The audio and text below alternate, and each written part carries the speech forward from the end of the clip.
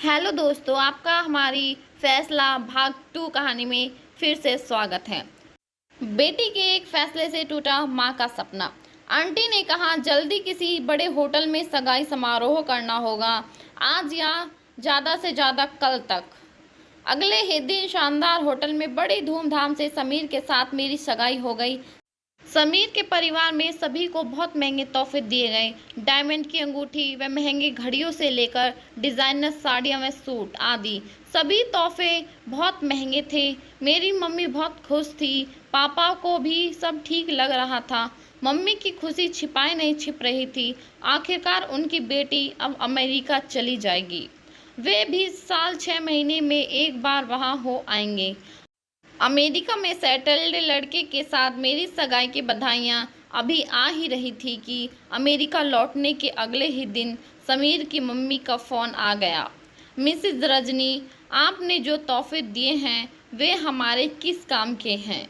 यहाँ अमेरिका में कौन पहनेगा इतनी हैवी साड़ियाँ और dresses? Diamond and gold jewellery is okay, but what to do with these heavy saris and silk dresses? ये सब हमारे लिए बेकार हैं।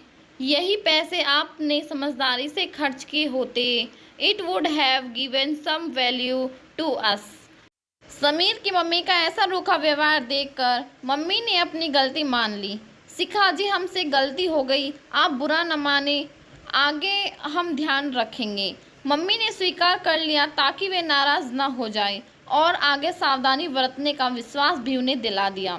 मुझे समीर की मम्मी का व्यवहार और अपनी मम्मी का गलती मान लेना अच्छा नहीं लगा, लेकिन मैं चुप रही। मिसेज रजनी, हम डायमंड ज्वेलरी और वे गिफ्ट जो हमें ठीक लगे साथ ले आए, बाकी सब वहीं तन्वी के पास छोड़ आए हैं, आप मंगवा लेना, शायद आपके किसी काम आ जाए। मिसेज शिखा ने मम्मी को खूब खरी खोटी सुनाई। मम्मी जी जी करती उनकी बेतुकी डांट चुपचाप सुनती रही। सगाई के बाद अमेरिका लौटकर समीर की मम्मी का यह पहला फ़ोन था।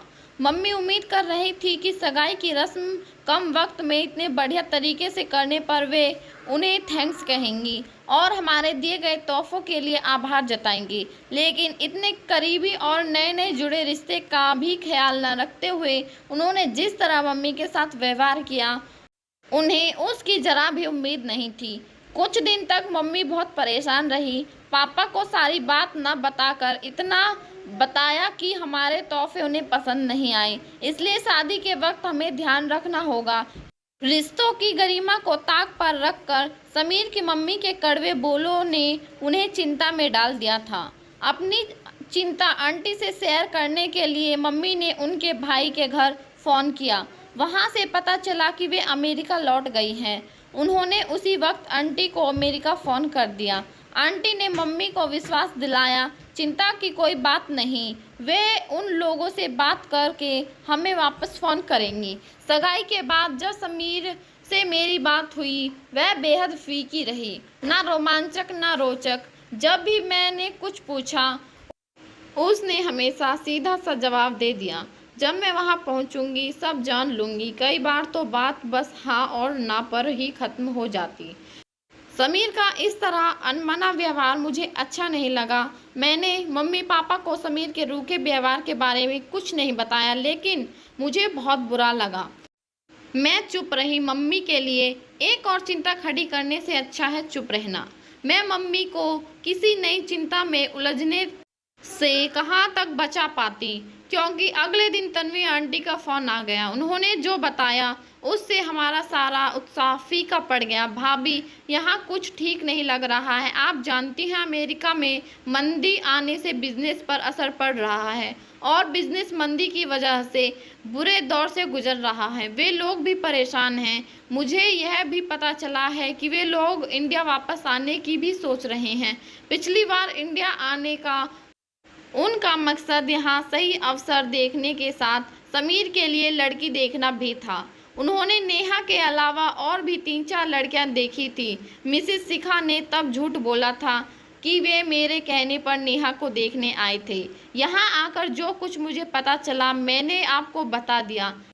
अब आप जैसा ठीक समझे। तन्वी आंटी ने जो बताया वह मम्मी पापा के लिए एक बड़ी चिंता का कारण बन गया। वे लोग इंडिया वापस लौटने की सोच रहे हैं। नेहा के अलावा उन्होंने और लड़कियां भी देखी है। मिसेस शिखा कह रही थी तन्वी ने प्रपोजल दिया इसलिए हम आ गए। मम्मी अपना गुस्सा समीर की मम्मी पर निकालने लगी। वाह शिखा जी, डायमंड ज्वेलरी और महंगे तोहफे तो साथ ले गई, बाकी यहाँ छोड़ गई। ऐसा सम्मान देते जिसकी हमें वैल्यू मिलती। वैल्यू की बड़ी पहचान है आपको। मेरे पापा पहले ही उनसे नाराज बैठे थे। कुछ दिन पहले समीर के पापा ने अमेरिका से फ़ोन कर अपने लिए एक होटल बुक करवाने के लिए कहा था और होटल का बिल हमारे नाम पर करवा कर चले गए। अमेरिका लौटकर फ़ोन पर सॉरी कहकर अपने आप को बचा लिया। कुछ दिन घर में उदासी छाई रही। मम्मी पापा दोनों परेशान थे। मैं भी असमंजस की स्थिति में थी। इसी उधेड़बुन में 3 महीने से ज़्यादा निकल गए। इस बीच ना उधर से कोई फ़ोन आया, ना ही हमने उनसे बातचीत करने की पहल की। जो भी हुआ हम उसे भुलाने की कोशिश में थे कि अचानक तन्वी आंटी का अमेरिका से फ़ोन आ गया। आंटी समीर की मम्मी के पास बैठकर वहीं से फ़ोन कर रही थी। उन्होंने मम्मी को बताया कि शिखा ने फ़ोन पर उन्हें जो भला बुरा कहा था उसके लिए वे मेरी मम्मी को सॉरी कहना चाहती हैं। आंटी ने फ़ोन समीर की मम्मी को दे दिया। मिसेज रजनी, मैं शिखा, समीर की mummy. That day I was in a very bad mood. मेरा मकसद आपका दिल दुखाने का नहीं था। I am really sorry. Neha हमें बड़ी अच्छी लगी। She is a lovely girl और हम उसे अपनी बहू बनाना चाहते हैं। I hope you will not disappoint us. आप मेरी बात मान लीजिए। मैं आपको फिर एक बार सॉरी बोल रही हूँ। शिखा जी, आप ऐसा ना कहिए। आपको सॉरी बोलने की ज़रूरत नहीं। आप लोग हमें बड़े अच्छे लगे। आप जैसे लोगों से रिश्ता जोड़ने में हमें कोई प्रॉब्लम नहीं है। मैं नेहा के पापा से बात करके आपको। समीर की मम्मी बीच में वहीं बोल पड़ी। मिसेस दजनी, आपको अपनी बेटी के बारे में फैसला लेने का पूरा हक है। नेहा के पापा आपसे क्यों असहमत होने लगे? Now everything is clear between us. आप जब कहेंगे हम इंडिया आ जाएंगे। लीजिए आप तन्वी से बात कीजिए। और उन्होंने फ़ोन आंटी को दे दिया। आंटी फिर उनकी वकालत करने लगी। उनका बिजनेस अब अच्छा चल रहा है। वे लोग 2 और स्टोर खोल रहे हैं। समीर के लिए अलग से घर खरीद लिया है। भाभी, आप जानती हैं अमेरिका में बच्चे बड़े होने पर माँ बाप के साथ नहीं रहते, वे अलग रहना पसंद करते हैं।